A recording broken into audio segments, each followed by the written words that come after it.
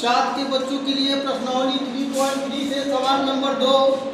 निम्न को परिमेय संख्याओं में व्यक्त कीजिए। अभी तक हमने बताया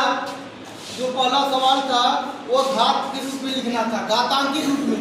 लेकिन यह कह रहा है परिमेय संख्या में व्यक्त करना है, ठीक है, गुणा करके जो है परिमेय संख्या में व्यक्त करना है। जैसे पहला सवाल दिया गया है 7/11 पर 3 है और 7/11 पर 3 है, तो हम देखेंगे 7/11 पर जो 3 घात है और यहाँ पर जब भाग का चिन्ह है तो 8m भागा 8m का सूत्र क्या होता है 8m -m, यानी कि 3 में से 3 को हम जब घटा देंगे तो 7/11 पर कितने घात हो जाएंगे 0 और 8 का मान क्या होता है, चलिए इसका आंसर क्या आ गया 1 आ गया। इसी प्रकार से दूसरा सवाल है 1/5 पर 2 है, 1/5 पर 4 है, 1/5 पर 2 में से 4 घटा देंगे, 1/5 पर कितने घात हो जाएंगे -2, 1/5 पर कितने घात 2 में से 4 घटेगा तो -2 हो जाएगा, -2 हो गया। अब चलिए अब 1/5 पर -2 घात है, चलिए आप खड़ा हो जाइए, 1/5 पर -2 घात है, इसको एक दूसरे रूप में हम क्या लिख सकते हैं, हमने बताया ना जब माइनस रहेगा तो एक दूसरे रूप में कैसे लिखेंगे, -5 पर -5/1 पर कितने घात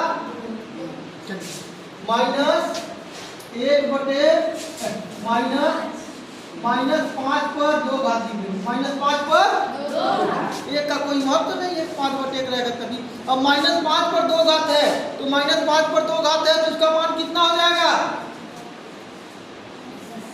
-5 पर 2 घात है, 2 बार मल्टीप्लाई करेंगे तो कितना हो जाएगा, -5 पर -5 का गुणा करेंगे कितना हो जाएगा 25 लिख देंगे, बढ़िया 25 लिख देंगे। ओके,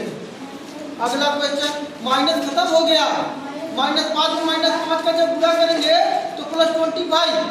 अगला क्वेश्चन है 1/2 पर 3 घात है और 1/2 पर कितने घात है, यहाँ पर 1 घात है, 1/2 पर 3 घात है, 1/2 पर कितने घात है, आपको दिखाई नहीं दे रहा है लेकिन आपको देखना पड़ेगा कि इस पर 3 घात है, इस पर कोई भी घात नहीं है, तब क्या मानेंगे 1/2 पर 3 है, 1/2 पर 1 है, 1/2 पर कितने घात हो गए बेटा, अभी पीछेंगे, यहाँ पर क्या हो गया 3 और 1 4, 1/2 पर कितने घात 4 घात हो गया। अब 1/2 पर जब 4 घात है तो उसका 4 बार मल्टीप्लाई करेंगे, 1 गुणे 1 का मान कितना हो गया, 1 गुणे 1 का मान कितना हो गया 1 एकन्नम 1 एकन्नम 1 एकन्नम 1/2 हो गया। इसी प्रकार से 2 पर 4 घात है, 2 गुणे 2 गुणे 2 गुणे 2 का मान कितना होगा बेटा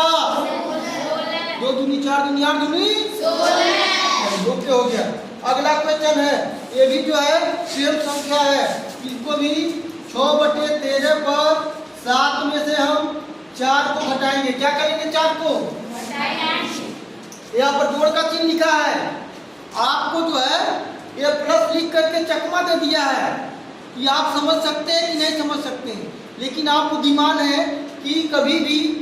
संख्या अगर कोई चिन्ह नहीं रहती तो प्लस के रूप में रहता है कि नहीं रहता है, यहाँ प्लस लिख दिया है, लेकिन आप क्या करेंगे 8m का सूत्र क्या होता है 8m, इसको हम किस रूप में लिखेंगे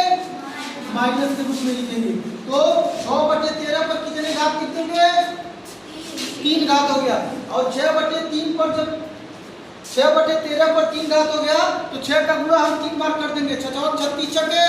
216 और 13 गुणा कर देंगे